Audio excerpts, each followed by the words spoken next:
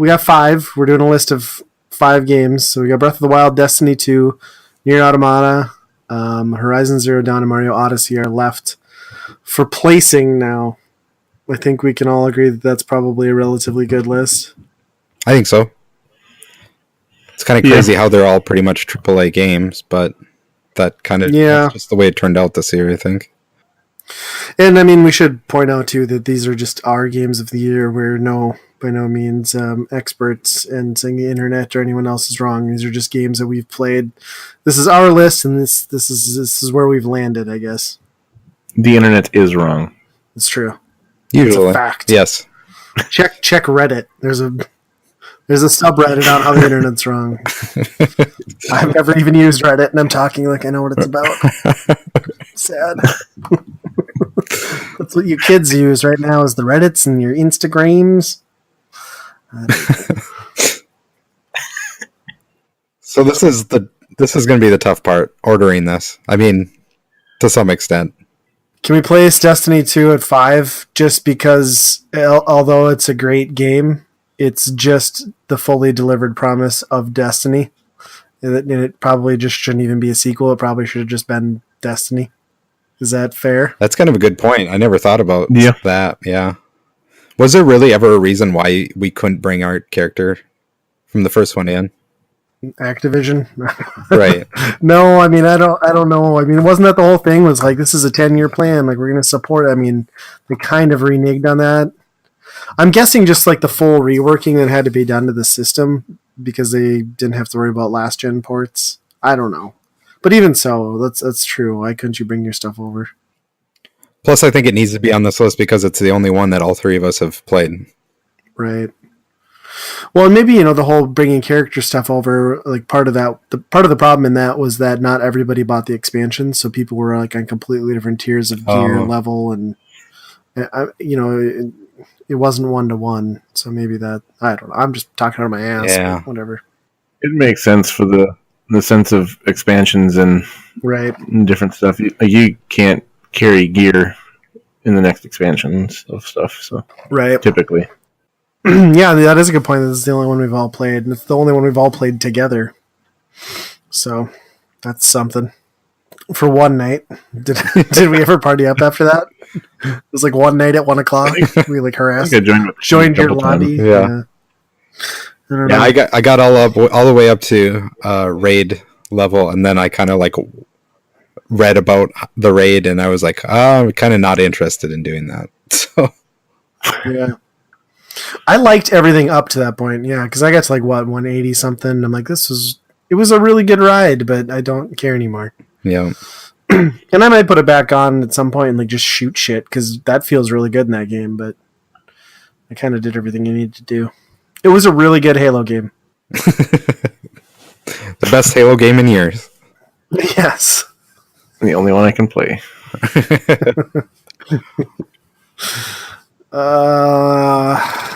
So now what? We got to place 1 through 4. We have Breath of the Wild, Nier, Horizon, and Odyssey.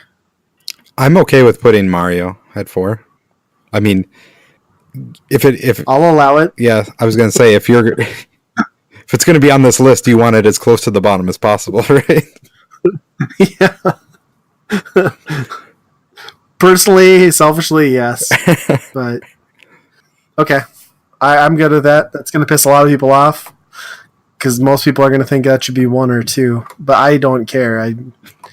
This is our list.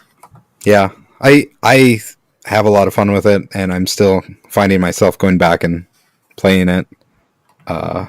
It is one of the best Mario games, but I think it's because it's been a drought in that type of Mario game. I mean, it's been Galaxy 2 on the Wii for that exact type of Mario game, and I don't think it was as good as those Galaxy games. No, I don't even think it was as good as 3D World. I'm just saying that right now. I didn't like it as much. I know. I wanted a cat suit, damn it. Have you played all the way through? I bet if you bought all the amiibos, there might be a cat suit in there. Maybe I'll just open all of my still sealed amiibo to find out. Yeah. Or if I could get my fucking box of Mario cereal, that is not. Do you know how many stores I've stopped at? Like me and Nate have been like texting back and forth, like checked, didn't have it, checked, didn't have it. I can't find it. Damn it! It's ridiculous. I just want some cereal. Meanwhile, there's one guy on Craigslist who has them all. Well, that's the problem. Is like once news gets out that these are selling for $30 a box, like you're never gonna get this. Yeah. It's why do we have to price gouge, scalp, and like struggle to find everything related to Nintendo? If Nintendo ever puts out canned air, we're fucked. Like everyone on this planet's dying because you're not gonna be able to get it.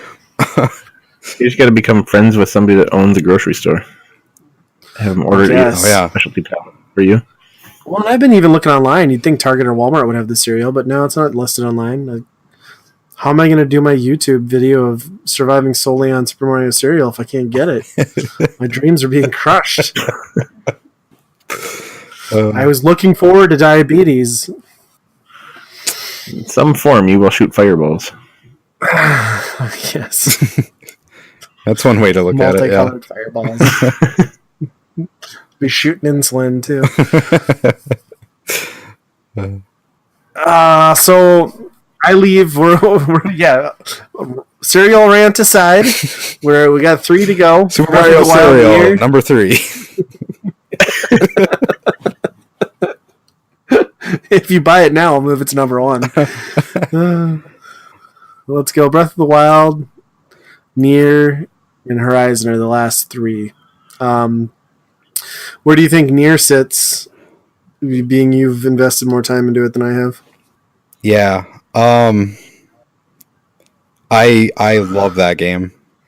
I could put it at number 1 or 2.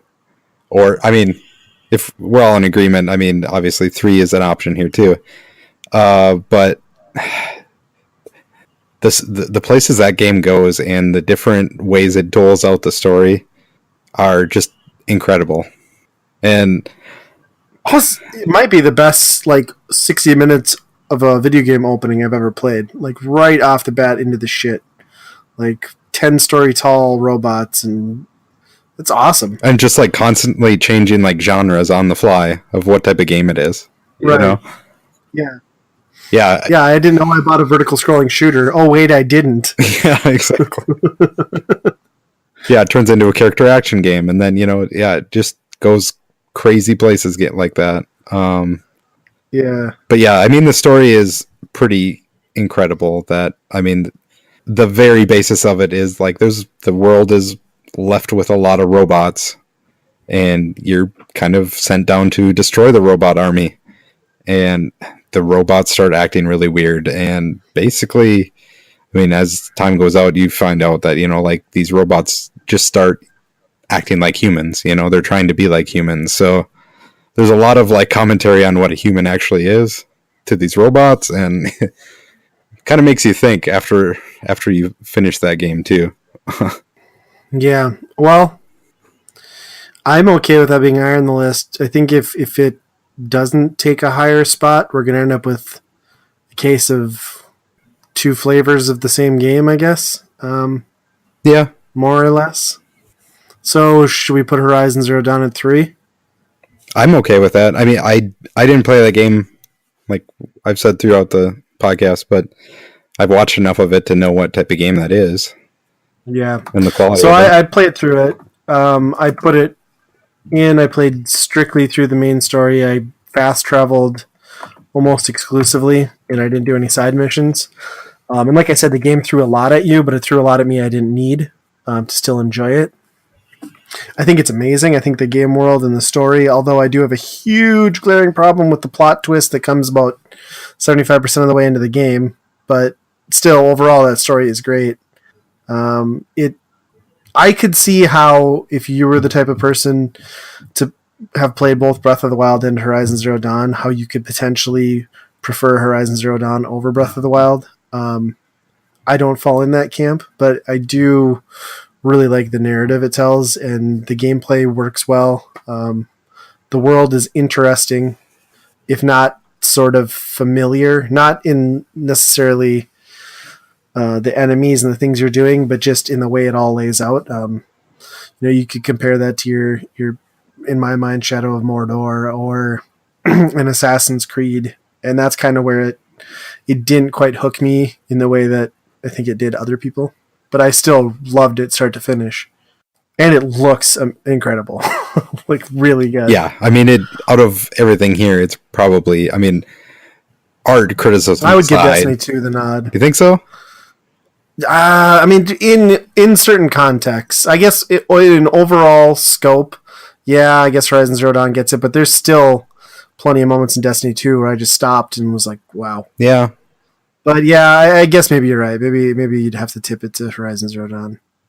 Obviously, like Breath of the Wild and Nier and a lot of these other ones that we already mentioned have an incredible art style, but when you're talking like realism and that type of scale, I think, like you said, Destiny 2 and Horizon are the two to beat now. Yeah, just lighting effects alone are top notch in both of those. Although there's something to be said about the lighting effects in Nier too, but yeah, that's more of a choice of like grayscale and stuff like that in that game. Yeah. I don't know, it looks pretty when you're running across that opening oil rig or whatever the hell that thing is. Yeah. But so that gets us down Horizon. I think Horizon, like, do you, like you said, like you thought you could see somebody picking Horizon above Zelda. Is it because it's the best version of a Far Cry, Assassin's Creed, all those type of games? You know, like people have been trained so much on that style of game that we've just finally just maximized it. They're used to that, and this is a step above, and that's exactly kind of my takeaway from it. And that's why I was immediately kind of turned off to it, because it is that formula. But I don't know. It's familiar to those people, so I get it. And it is way better than those games. But it's kind of like you said, it's like a culmination of that. I mean, it's all the best bits. And I do give it extra points for using the controller speaker. I love games that use that. I know Justin hates it and turns it off, but I think it's really cool. Pointless. No, it's so awesome and immersive. That and Shadowfall, those two games used it so well. I still have to play that. That's so good. That was pretty obnoxious at the PS4 launch, though. I will say that. Yeah, I feel like at this point, though, everybody forgot about it. Like, this is the first game in years that's actually used it. Yeah, I was like, oh yeah, I forgot about that thing. Not that it's the best sound effect. It's kind of a shitty sound effect, but at least it uses it. And I think it was like, if we can just pause here, I think it was atrocious that at the Video Game Awards they did not give Voice Actor of the Year, like Role of the Year, to the gal who did Horizon Zero Dawn, the Aloy. That's one of the best like voiceovers I've ever heard in any game. Yeah, and it's pretty incredible that she started out as like a YouTube comedy girl. Oh, really? I didn't know that. Yeah, what's the series? Hey Ash, what you playing, or something like that. That's who it was. Yeah. Well, who did? I guess I didn't remember who did. It was Hellfire, I think. Oh yeah, and I've never played that, so I can't judge. I guess I have nothing to reference against. But yeah, she basically got the award, and she's like, "I'm not a voice actor. I'm like a something. This is the first time I've ever done this." I'm like, "Get off the stage."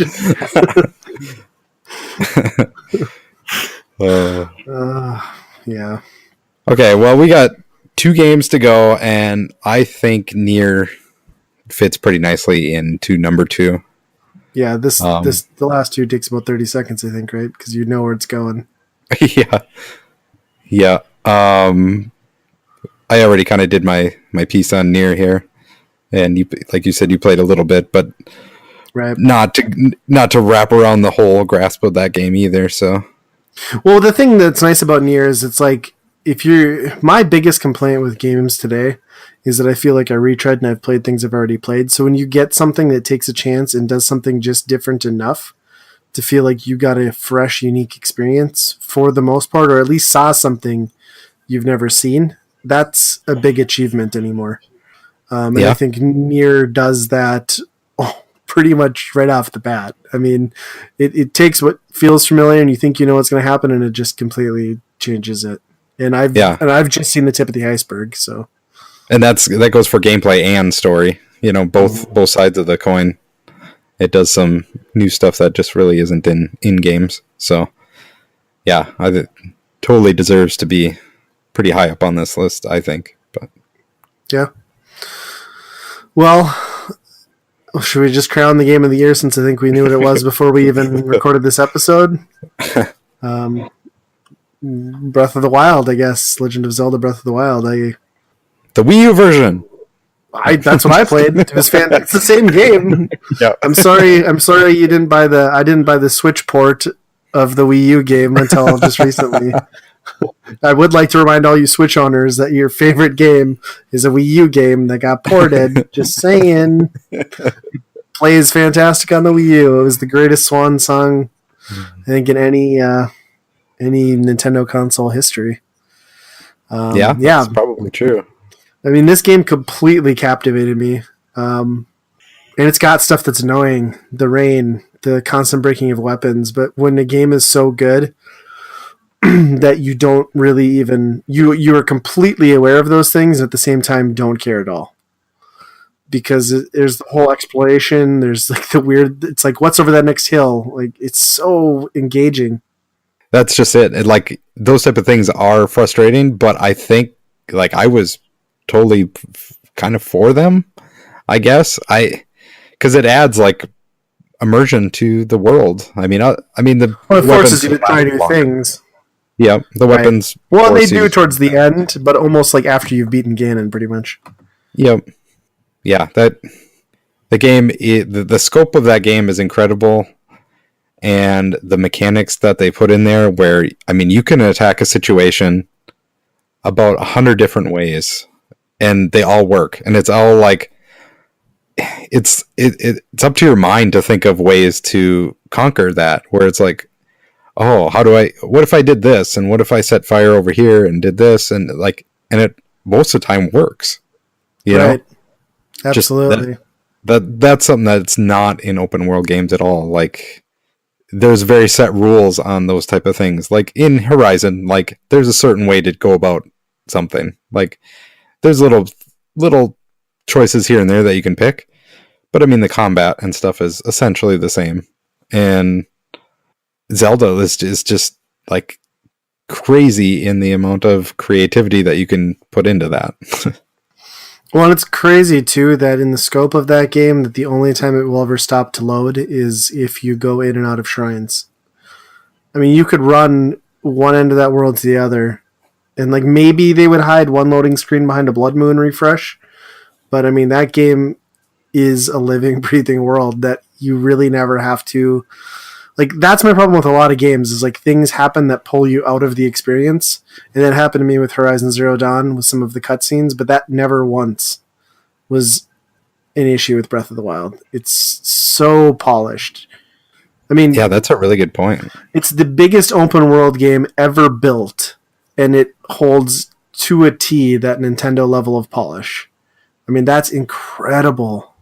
That shouldn't happen. It's so good. Yeah. It is the one that isn't as polished as most games, though. I will say that. There are some rough spots that are pretty unique that don't usually happen in Nintendo games, but they're so like, fun when they do happen. Right. Like, you're willing to forgive it for like what that forest is. Like, you're willing to forgive that. But you're never going to load into it and have your character's face like hollowed out with two floating eyeballs, you know what I mean? So that's something. Yep. Yeah, the music track, the character design, the world, the lack of storytelling was a little bit disappointing. Honestly, the game's biggest fault is that its ending completely undermines the overall scope and like grandeur of the game. I mean, it just does such a poor job of capping itself off that it's kind of like a slap in the face to the person who's put tens and hundreds of hours into it. Yeah, the story is definitely not the best. No. But I don't know if that's really an important No, exactly. You know? It's not. You make your own story. I mean, it would have been nice though if they would have capped it off with, if Ganon had been the actual struggle that you led up to, I mean, outside of your first boss encounter, that game is not overly challenging. Not that, and I should kind of like balance that, because it is a game that no matter how high you progress in, you can always put yourself in grave danger. But I didn't feel like I was ever frustrated to the point that I couldn't progress pretty easily. No, as long as you knew the rules. I mean, you died on a Lionel, you died on a Guardian very early on, and you knew, like, okay, you don't mess around with them, you know? Right. So you keep clear of those guys, and that just added a whole nother thing where it's like, okay, there's something cool over there, but if I want to get there, I have to do this really carefully, you know? And it's kind of a stealth mechanic, I guess. So yeah, that whole game is like how you explored it. The story is how you explore that game, and like the adventures that you came across, you know. Yeah, you're it's almost like an MMO in the fact that you feel so engaged in the world around you that, like, I didn't just play Legend of Zelda and walk to said destination and discover this. Like, I did that. Like, that was me. I spent my night, you know, there's like that distinction is not there. Like, you were so engrossed in that experience that it feels like a real story to you. Yeah. And that's awesome. I spent 1 minute climbing up this huge wall only for a guy to hit me in the head as soon as I climb up to the top and fall all the way back to the bottom. Or that for the rain to start. Yes. Yeah. So I think we're going to wrap this here. Justin, do you want to take us out? Yeah. We got website. It's going to be www.weekendpodcast.com. You can find us on Facebook, Weekend Rental Podcast. You can like us on there and get updates on there. We do have a Twitter. Also, it's at Weekend Rental PC. We do tweet out on there, so go ahead and follow us.